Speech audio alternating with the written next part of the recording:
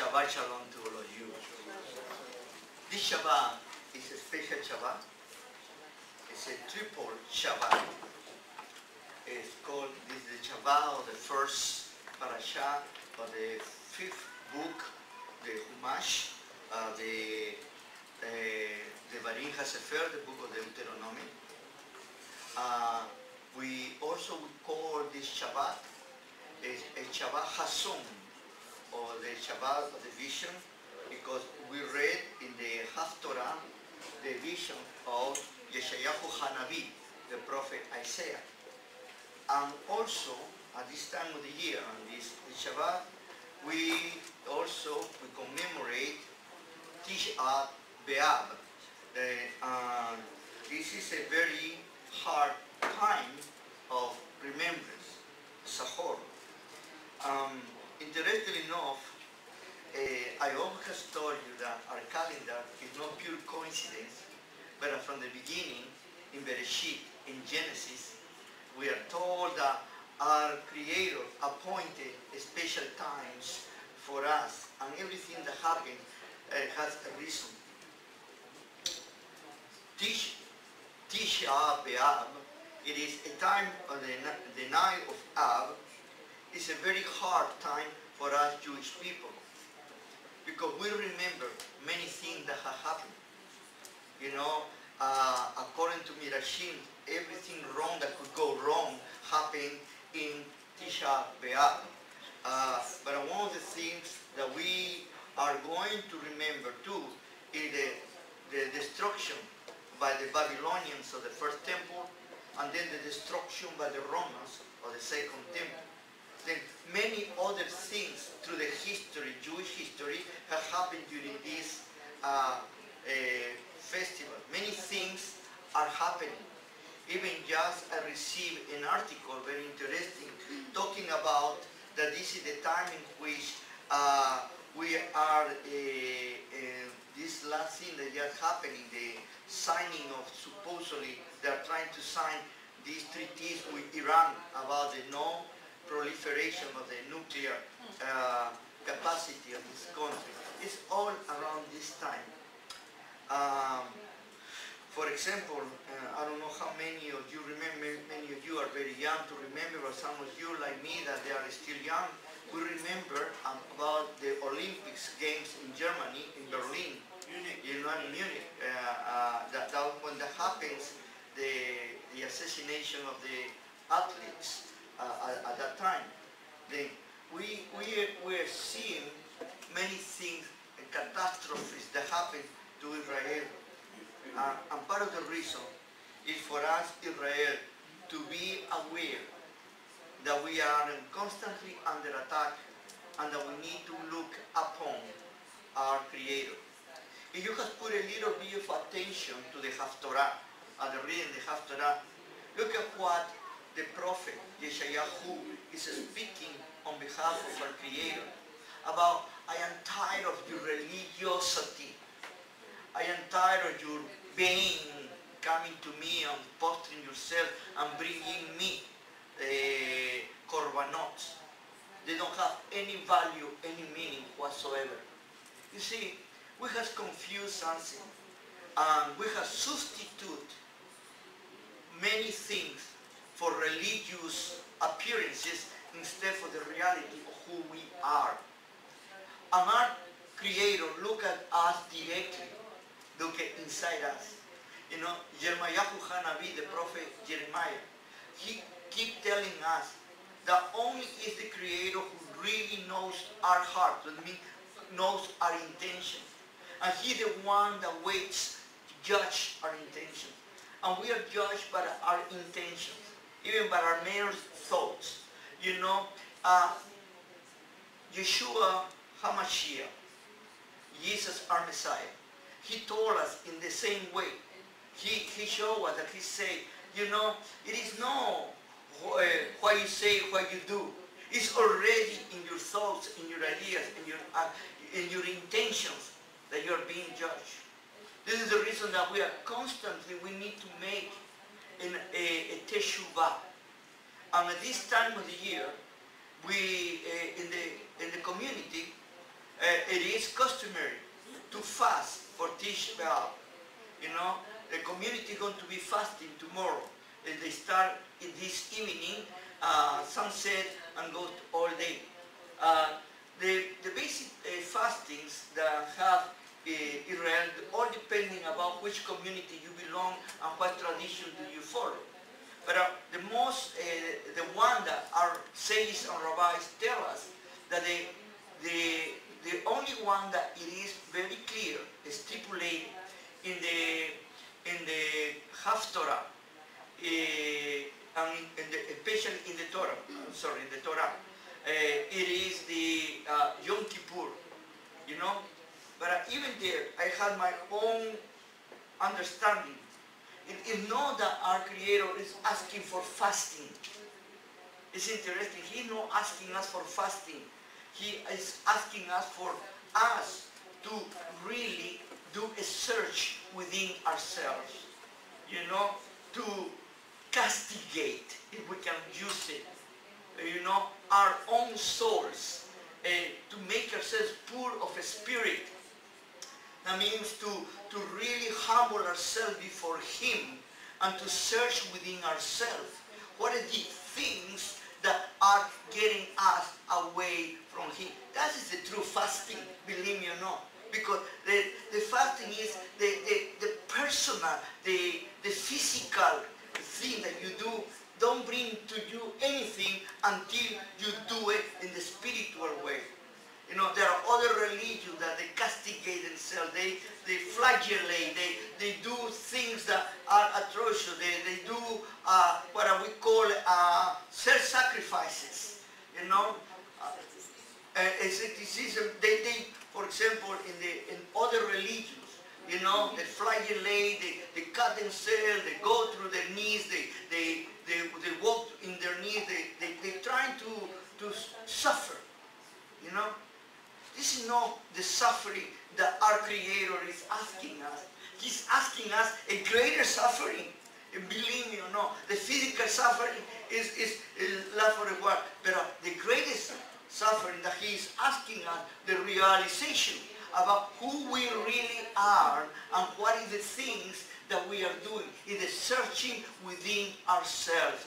That is the reason that is afflicted your souls. That is the real fasting that our Creator is asking.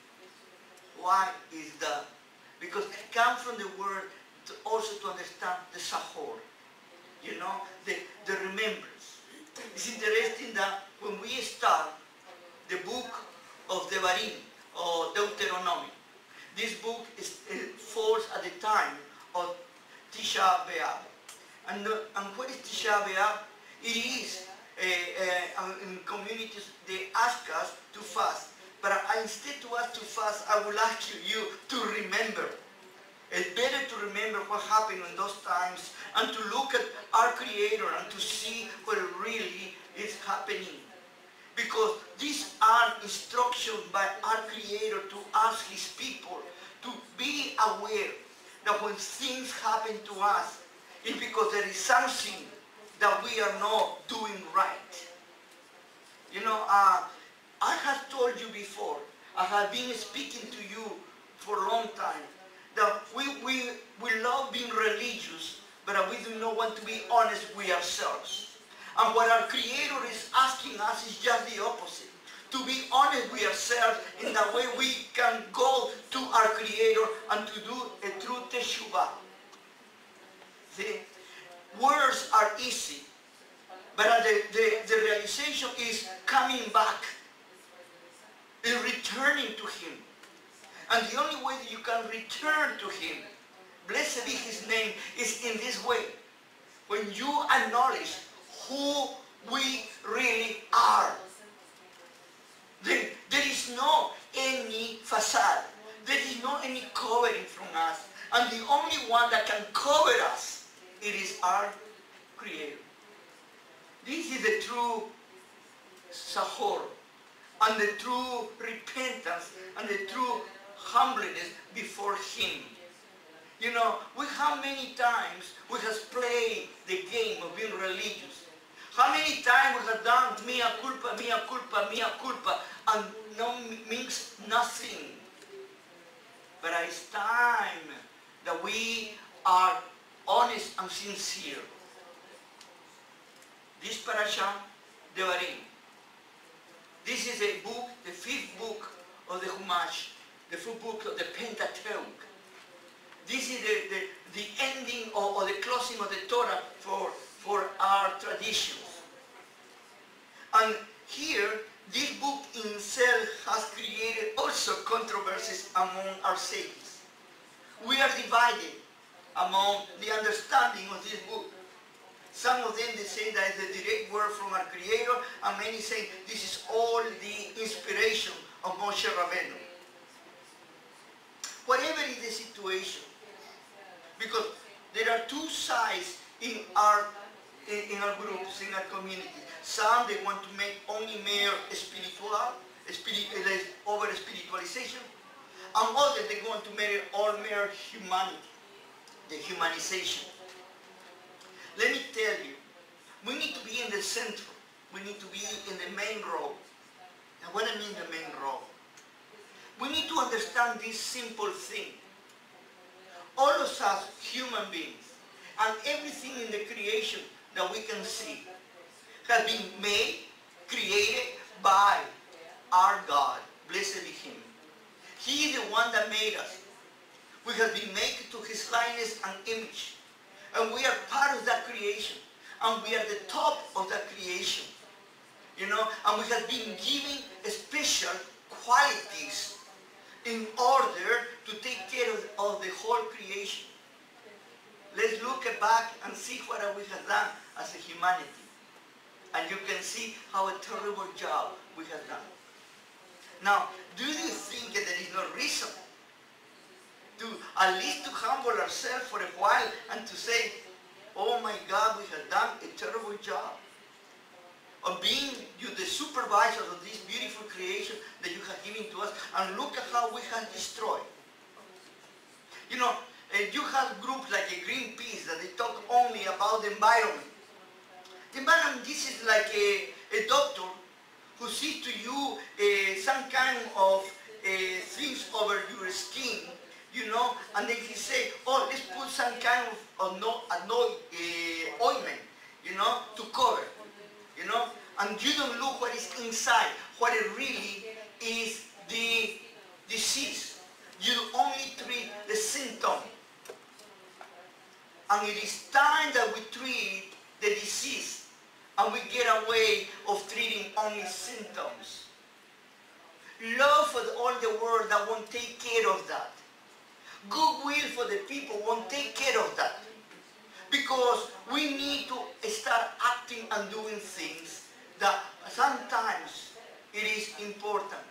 We need to cut certain disease from the beginning before they start. You know, there are diseases that the only way that you can stop it is when you cut it out completely out of the body. For example, you have infected some kind of organ that has cancer in your body. You know, many people are trying the radiation and a little bit of other type of treatment. But most of the time, needs to be a radical solution. And the radical solution is extirpation, sometimes certain organs, because in that way you avoid the infection of the whole body. You need to cut the evil from the roots. Because you know that evil is going to destroy the whole body. We as a humanity, we are a body. And there are cancerous places that they need to be totally eradicated. But humanity has created a new religion. It's called humanism.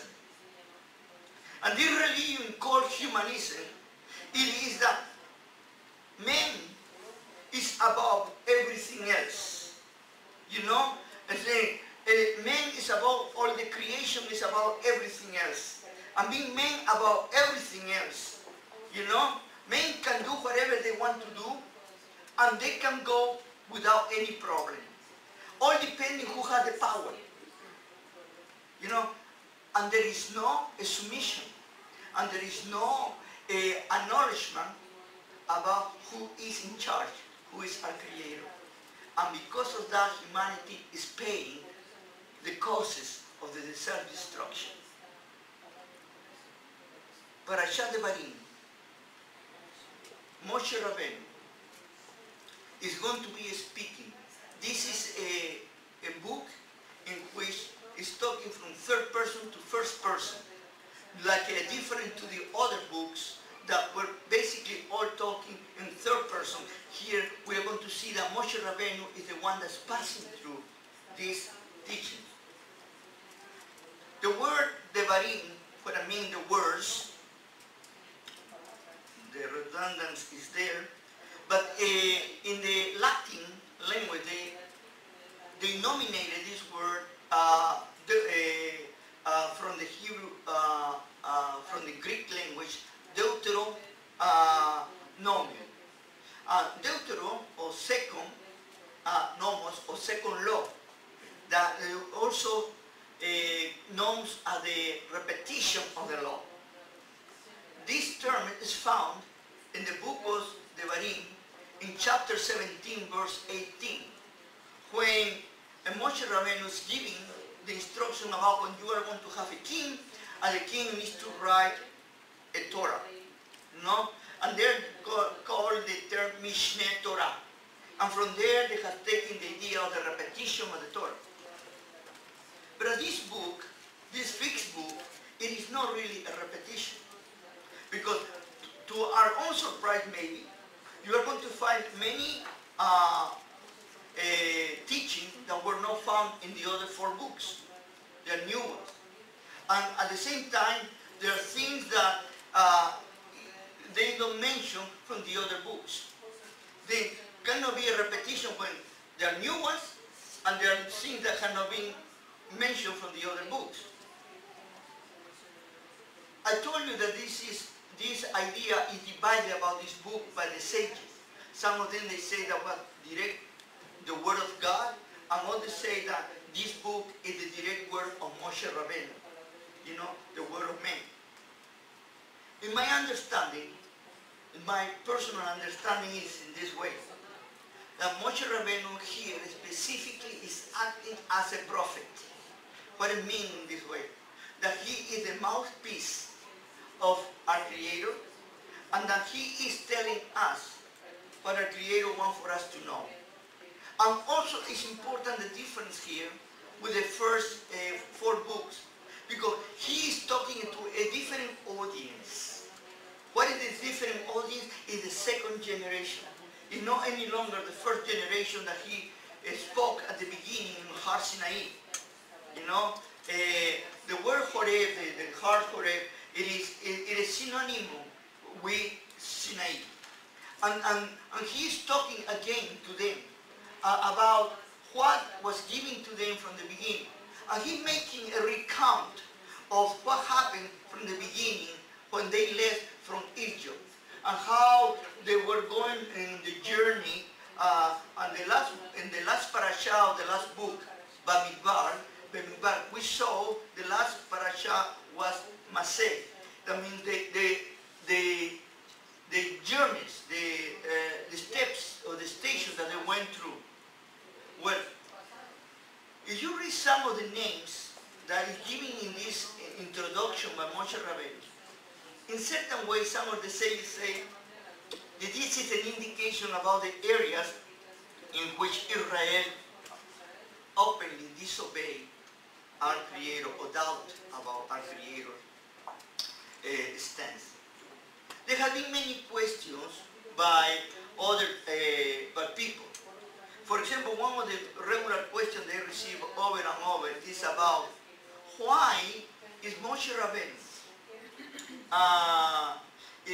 gave to the people of Israel the word of God, and they saw God acting and doing things. Why the people of Israel doubted so much?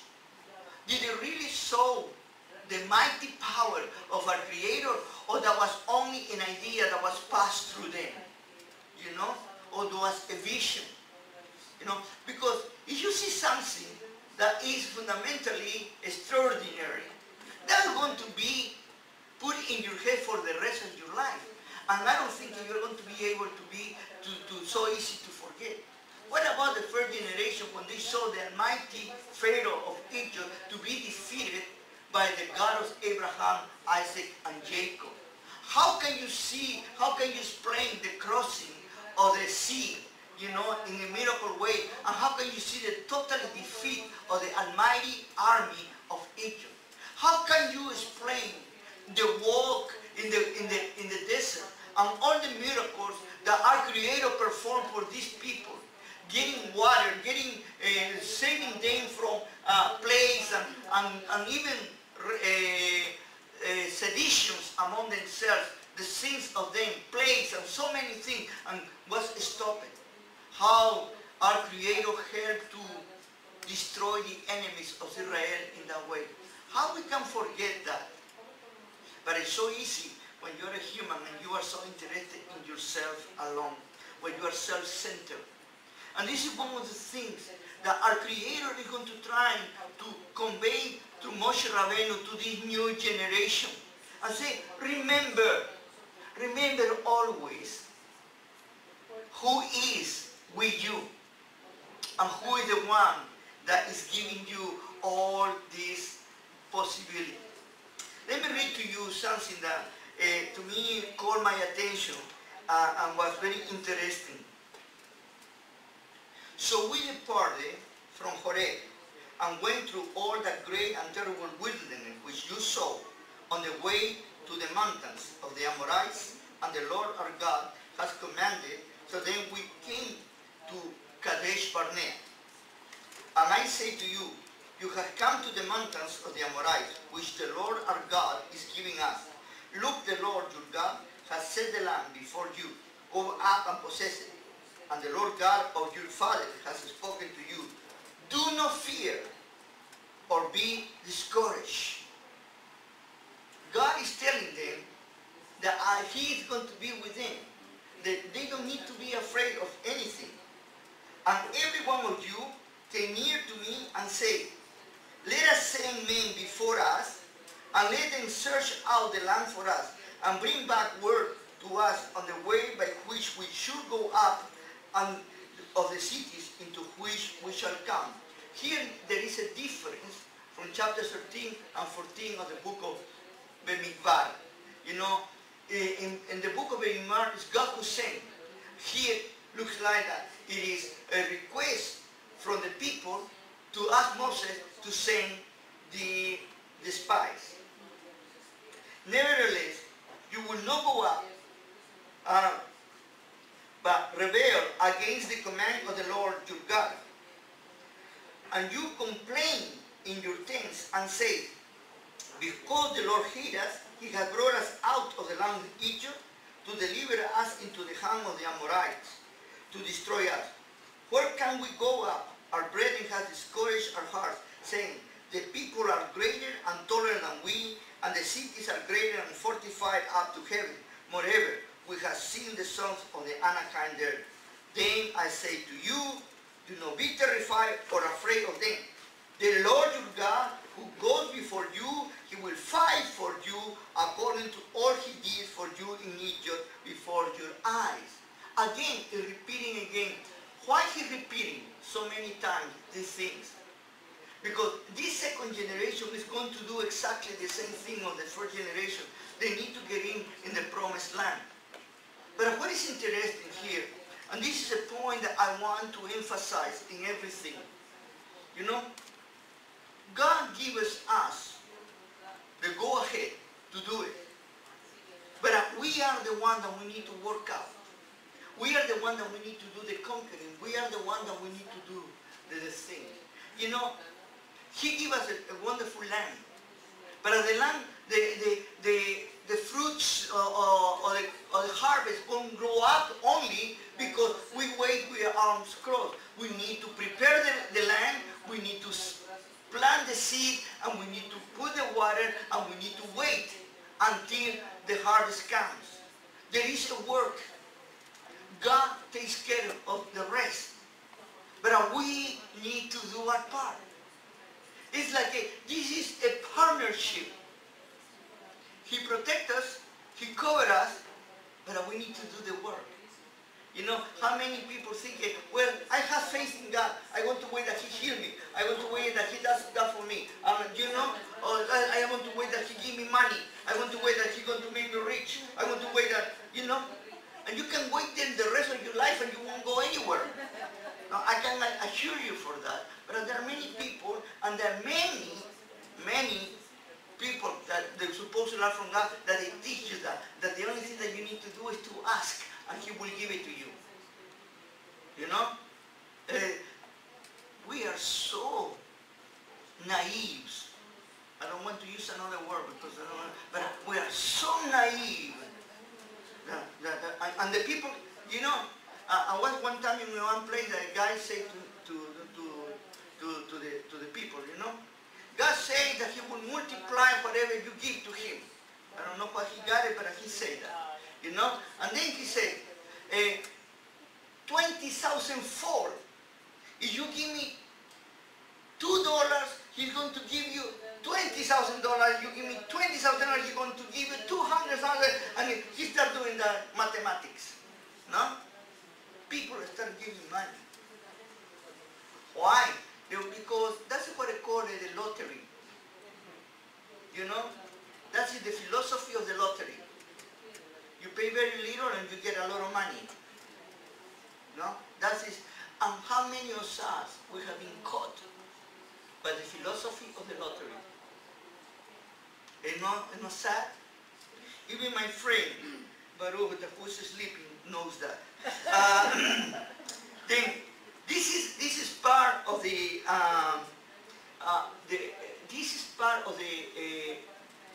stratagem of Moshe Rabbeinu trying to teach the people of the new generation of Israel to wake up and to be sure that they don't repeat the same mistakes of the past. This is the reason why it's so important to remember. You know, how many times we have heard this saying? We do not learn from history, and we keep committing the mistakes of the past. You know, doesn't matter how much we study history, we keep doing it over and over and over again. You know, I just saw a very interesting documentary about there's so many deals that nations have done against other nations. You know, for example, the Chamberlain, you know, when he signed a peace treaty with Hitler, and they say,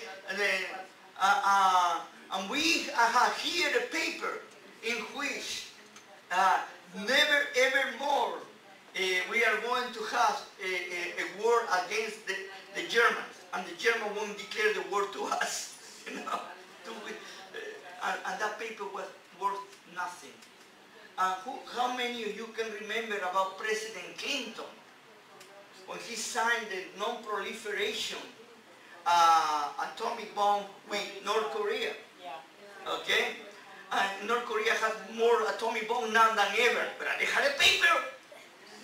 And how many of us we are going to remember pretty soon this wonderful President Obama signing the paper.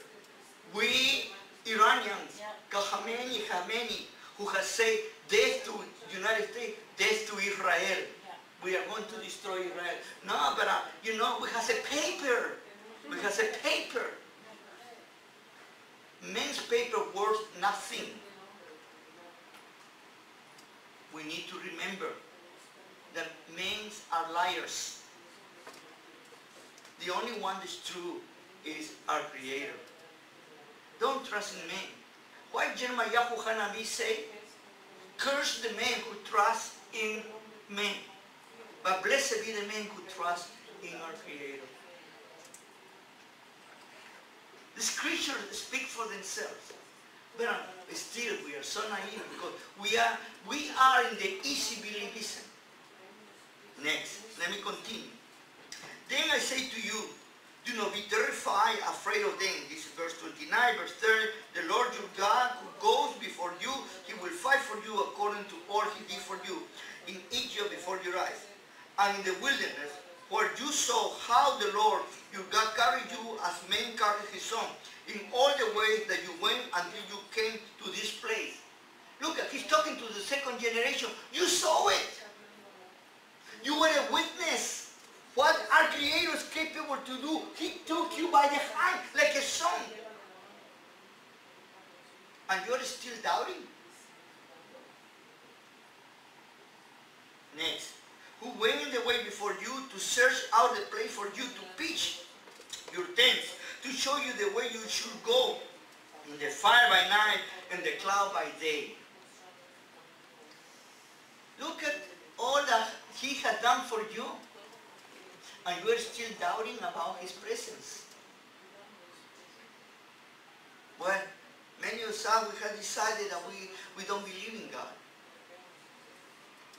Now we are about these superstitions, and only man is who decided their own luck, you know. And the humanism is the greatest deception of religion, because it's the enthroning of men as gods. And this is one of the greatest fight that we have today. Today, in the whole world, humanism has enthroned. They have put humanity as the God, you know, to the point that now, because we are the gods, we can do whatever we want to do. We don't need to respect any rule, any regulations of anybody. You know, we can do whatever. Even self-destruction is okay because we are God. Because we are gods, we cannot destroy ourselves anymore. This idea, it is all over the world. It's coming the day. Very soon.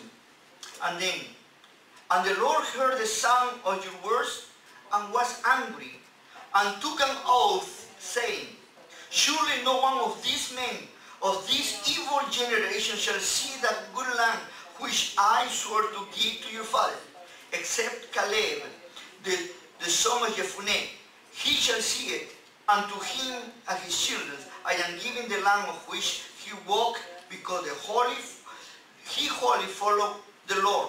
The Lord was also angry with me for your sake, saying, even you shall not go in there. And Joshua, the son of Nun, who stand before you, he shall go in there and encourage him, for he shall cause Israel to inherit it. Here I need to make a pause to make something clear. It's interesting how Moshe Rabbeinu is remembering this situation. Okay? First of all, here looks like the fault of Moshe Rabbeinu not going to the promised land, but not his fault, but was the fault of the people. Let me keep reading here. Moreover, you little ones and your children who you say will be victims, who today have no knowledge of good and evil, they shall go in there to them, and I will give it, and they shall possess it.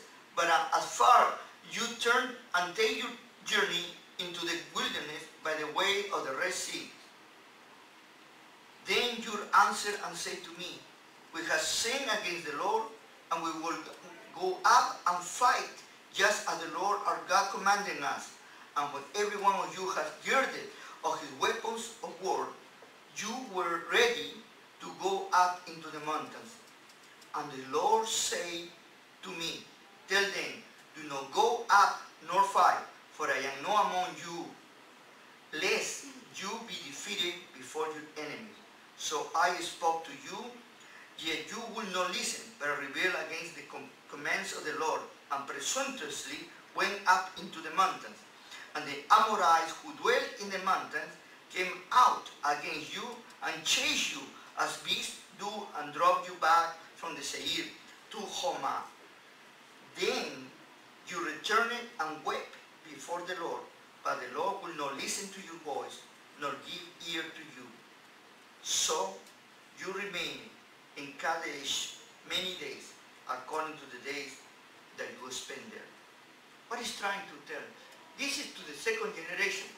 This generation didn't suffer that. It's talking about the first generation who they got, and they trying to fight on their own. Here are the many things in these passages that Moshe Rabbeinu is trying to tell the second generation. The first one is that a leader cannot be greater than the people that he leads. This is very interesting. He is a great leader, but a great strategist, has a relationship with God. But he can go as far as he can go the leadership of his group, of his what do you call it, the flock. Because Yeshua say, you know, if you have 100 sheep and one of them get lost, a good shepherd goes back and look for the one that is lost and leave the 99. No? Here, the idea is very similar. Moshe Rabbeinu, what is speaking here is this. You know, doesn't matter if I was an excellent, even if he was very humble. You know, a great statement, a great leader. No? Doesn't matter how great I was if the people didn't follow me. You know? Doesn't matter, you know, how good teachings I can bring from our Creator if you do not listen. At the end, you are going to suffer the consequences. And you suffering the consequences, I suffer the consequences. For that reason, I can blame you for what happened to my dismiss. But we are all partners. Let me stop here and let me go a little bit out of the this Devarim to make it a little bit more proper for us today. Because to me, I told you long before, the Torah is not books and rules and regulations. It's a book about principles. And the teaching about not only leadership, but also teaching about the people to follow and to be real with what they are. You know, the Judaism, it is thought, is a philosophy, you want to call it, a way of life, with the Torah, a way of life, in which we look from the individual to the general. Okay? It is very important to look ourselves individually before we can serve to the community. You know? It's interesting because I have many times mentioned the same thing, that the Occidental, the Western civilization is just the opposite. You know? Goes from the general to the particular. You know? And the general is the community or the state or whatever. And the state has been created to serve me as individual. I am the center of the universe. I am the most important that exists. And the world is around me. You know? This is the idea. But in Judaism, it's just the opposite. In Judaism, it is, you are the beginning of the rest of the community. And because you are the beginning, you need to be responsible. Because your actions are going to affect the rest of the community.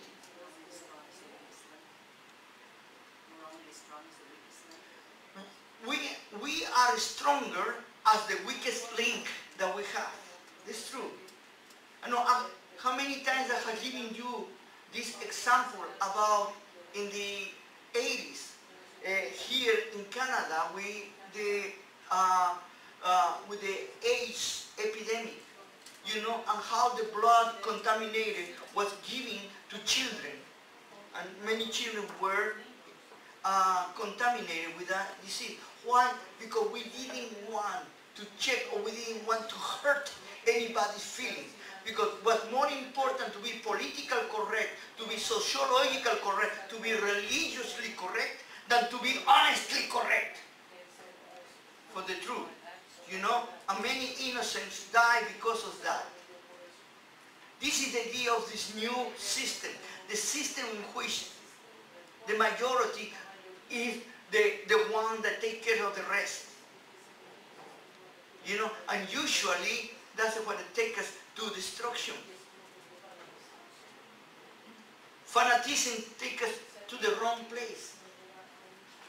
But one thing that we need to understand is that when Moshe Rabbeinu is talking to the people, to the new generation, he's talking as a people, but he's talking as individuals, to each one. Because each one has a reason to exist and has a action to do. Without your actions, nothing can happen. Sometimes we do not realize how important we are in a chain until we realize that the chain is broken. You know? What good is a chain when it's broken? Nothing longer good. No? And we need to reinforce the weakest links. We need to help the weakest links. Not to destroy the weakest link, reinforce it. This is what Judaism, biblical Judaism is teaching us. It's teaching us that each one of us is important, and from us is the formation of the community, the rest. If we have similar values, we can grow. But when we have totally opposite values about life, about what is right and what is wrong, we not only we're a divided community, a divided society, but we are self-destructive. Here I am not saying to you that in uniformity. What I am talking to you and not that all of us we need to think alike. But what I am talking to you that all of us we need to go in the same direction. Each one as individuals, we are uniquely and wonderfully made. But each one of us has a purpose to make. You know, I was remembering in these passages when Moshe Rabbeinu is talking about Rabbi Shaul. Very few people know him as Rabbi Shaul, because in Christianity they know him as Apostle Paul. You know, and he has been so criticized by Judaism, Orthodox Judaism, and they have seen him, in my humble understanding, in the wrong way. Why? Because they have read the thing that he never said. You know, they have put in his mouth sometimes. But there are certain things that he said, because remember, he was a Jew, he was a rabbi, he was a Pharisee, and he loved the Torah. Not like many people have made him believe that he not only hates Torah, but he hates Judaism and he hates the God of Israel. Totally the contrary. That it is a lie that has been for 2,000 years sent to all over. And the worst part, that we the Jewish people, we have not been wise enough and at least smart enough to realize that propaganda can destroy the good name of anybody.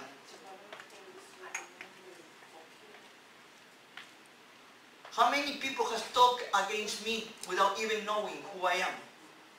You know, and how many people say things about us without knowing who we are? Lashon hara. Lashon hara. You know? And we talk about that, especially in Judaism, when we say that Lashon hara is the worst thing to speak against your brother. But we, among the Jewish people, we do it constantly.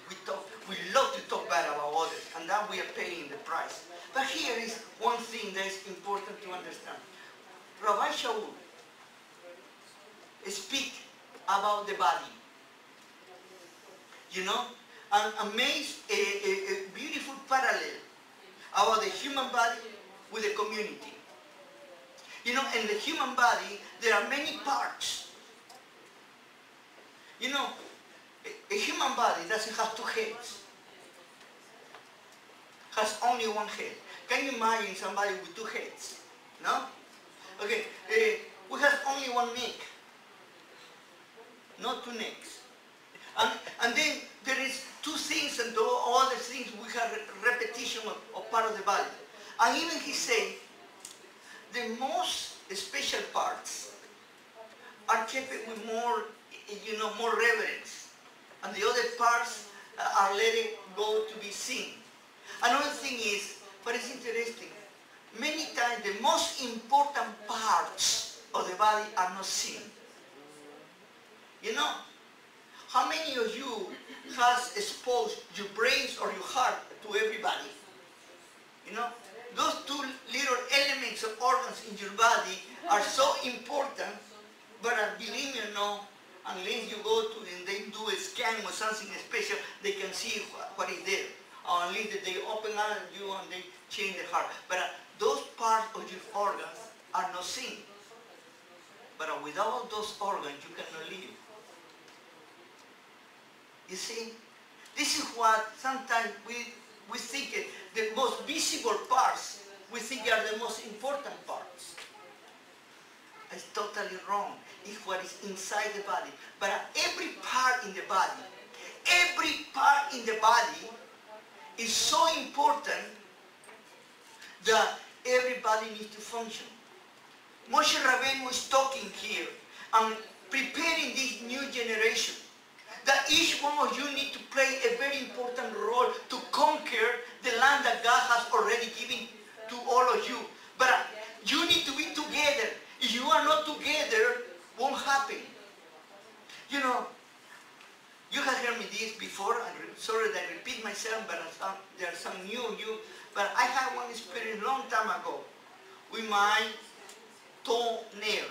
In Spanish we call it el dedo gordo del pie derecho. Okay? That means my big toenail from my right foot. You know? I was taking a shower, and then I came out of the shower, and without realizing, I pulled my toenail. Let me tell you, besides seeing all the stars of heaven, all the constellations, and to see every color in the world, and the rainbow commission and everything, because I saw everything. In that moment, I remembered every bad word I could remember in my thoughts, you know, and I cried out harder than anybody else, you know. For the first time in my life, I remember I had a toenail, I had a big toe.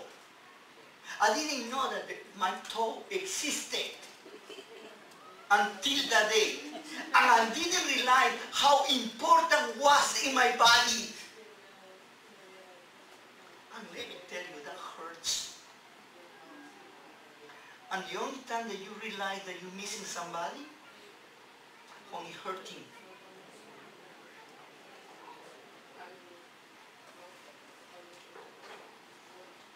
Moshe Rabbeinu is calling to Israel to remember. We are in the middle of this Shabbat, that is a triple Shabbat. Shabbat of the first parasha of the 5th book, Shabbat Hason, the Shabbat of the vision of Yeshayahu, who is telling the people of Israel, don't fool me with your religion, but be real. And he's talking about Tisha B'Av, the destruction of the temple and the days that happened. When in the 1200, the Jewish people were expelled from England, was in Tish B'Av. When in the 1400s, the Jewish people were expelled from Spain, was Tish B'Av. You know, Tish B'Av is something that the following us. Many people say that when Hitler started bringing the people to the concentration camp, Tish B'Av. We need to be careful that we don't forget and we remember. This is closing this, let me tell you. We are people that we need to live the present. But we need to learn from the past in order to forge our future.